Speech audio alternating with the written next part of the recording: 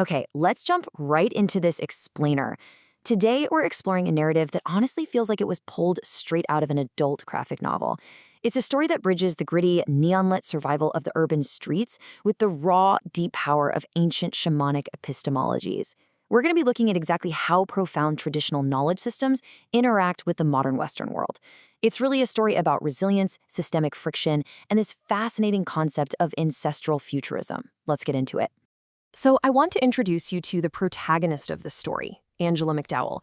Picture a setting that feels totally visceral, almost like a cyberpunk reality, the downtown Eastside.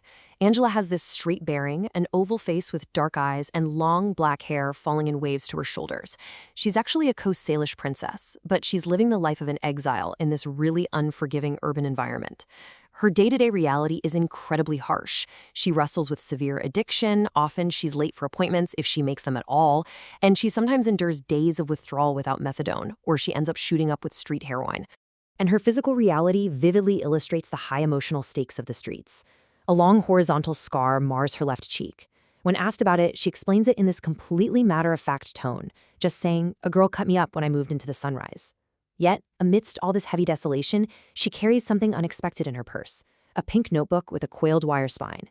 Inside, in this finely articulated handwriting, are her poems. They're these naive rhymes of hope and loss, desolation and possibility. It presents this really striking tension, right? You kind of have to wonder, are these her true feelings? Or is she just writing what she believes to be the appropriate sentiment? But either way, you can tell she has been somewhere deeply real, and the truth she glimpsed there gives her an immense sense of authority. Now, to truly understand Angela, the source text suggests we have to look past the typical Western lens of deficit and trauma and instead turn to foundational Indigenous ontology. Take the Blackfoot concept of Nia Tapi Tapi, for example. Unlike Western developmental models, where the idea is you're born essentially empty and have to climb your way up to worthiness, here, a person is considered completely developed or has arrived right from birth. You are literally credentialed at the start. Every single person is imbued with inherent dignity and a spark of divinity. So Angela's struggle, it isn't a lack of soul. It's a soul surviving in exile. Let's actually flash back to a pivotal moment in Angela's life. When she was 7, her grandfather, who was a great shaman of her tribe, knew he had to prepare his family for his eventual death and figure out which descendant would bear his ancestral gift. See, he was the last surviving McDowell of his generation. All his brothers, cousins, uncles, and aunts were killed, so he was sent off to a boarding school as a very young boy.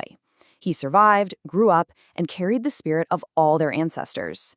So to find the chosen one among his kids and grandkids, every single day for a year, at 5 o'clock in the morning in the dead of winter, he took the children down to a freezing river for a grueling spiritual test.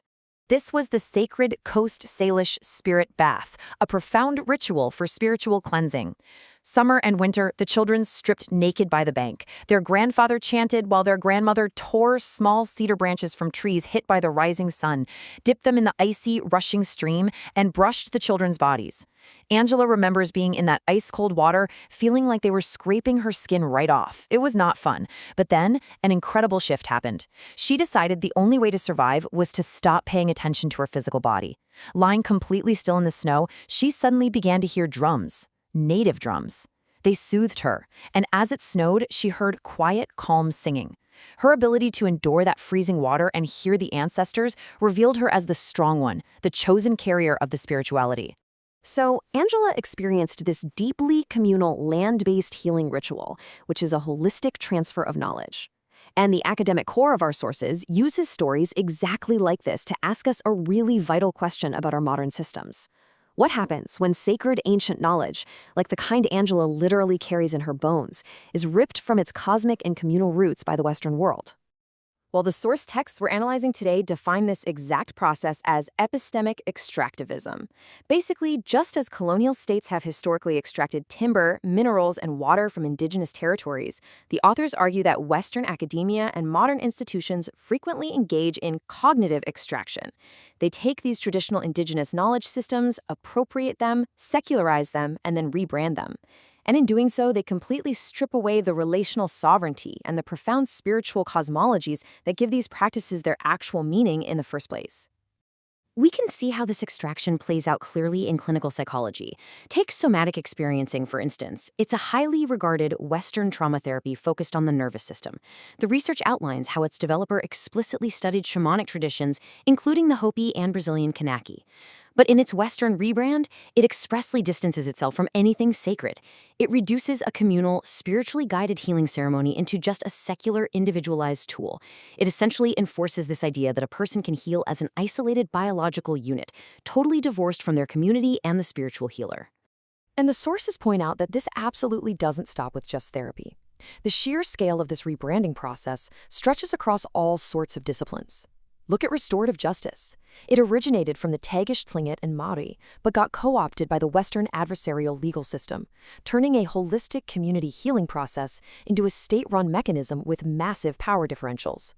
Or eco-psychology, which borrows the Lakota doctrine of all my relations, a profound legal and spiritual obligation, and flattens it into a depoliticized, New Age oneness meme that totally bypasses settler accountability. The original frameworks are utterly severed from the communities that actually birthed them.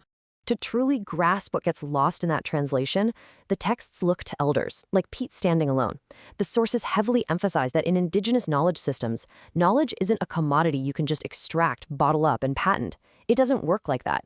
It is generated through a deeply participatory relationship with alliances in the natural world. We're talking about thousands of years of observation, lived out through intense responsibilities to both human and non-human kin, all maintained for the sake of cosmic balance. The authors actually provide a stark structural comparison that I think hits the nail on the head. We've all seen Maslow's pyramid, right? It's a model that forces individuals to climb out of scarcity, fighting for their basic needs before they can earn self-actualization at this lonely, isolated peak. Contrast that with the Indigenous teepee model. Here, self-actualization is at the wide, grounded base, fully supported by the earth. Like we talked about earlier, you are born actualized. The middle tier is community actualization, because meeting basic needs is a guaranteed collective responsibility, not some individual burden you carry alone. And the top? That's cultural perpetuity, protecting the next 7 generations. Building directly on this idea of inherent abundance, Dr. Cindy Blockstock formulated the breath of life, or BOL, theory. Think of it as a nonlinear alternative to Maslow. It maps human needs onto the Edison wheel. So the cognitive, physical, spiritual, and emotional domains, they aren't a ladder you have to climb. They are completely interdependent and equally important throughout your entire life. You need balance across all these dimensions simultaneously for true, lasting well-being. And naturally, this requires a totally different understanding of time itself. Western systems generally demand linear time, a straight line from being broken to being fixed, with a finite end to trauma.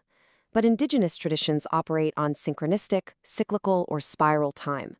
Healing a rupture is an ongoing, intergenerational obligation. Yes, the trauma might be passed down, but so is the profound ancestral power to heal it. It's exactly like the lineage passed from Angela's grandfather directly into her at that freezing winter river. Which brings us right back to Angela McDowell. Despite the systemic extraction of her culture and the intense struggles she faces, the cosmic connections she forged remain completely intact.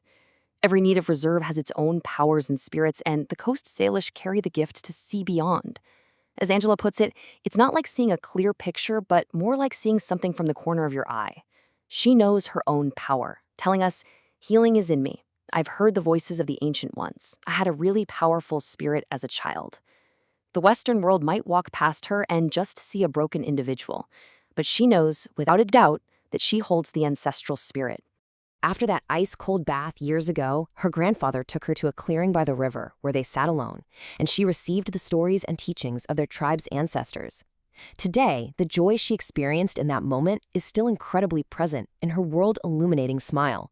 Seriously, when her lips part to laugh, she reveals these 2 rows of perfect white teeth. Her eyes light up, the tension lines in her face soften, and that harsh scar grows faint. Angela is living proof that Indigenous spirituality isn't some relic to be mined or put in a museum. It is a living, futuristic force of resilience pulsing right through the present. She continues to seek herself, writing poetry in her little pink notebook. One of her poems asks, "Mirror of my inner self, what do others see? Is it the truth in my heart or human vanity? And what do I see?" The voices of the ancients still speak to her, cutting through all the misery of her surroundings. Her words really serve as a poignant climax to our explainer today, reminding us that knowledge, healing, and identity are deeply personal, yet infinitely cosmic. And that leaves us with one final, provocative thought from the sources we've analyzed today.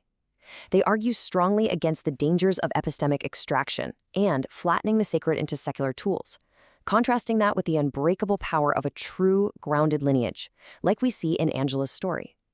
So if true healing cannot be extracted from its sacred roots without losing its very soul, how must we transform our world and our institutions to honor the ancestral voices that are already speaking?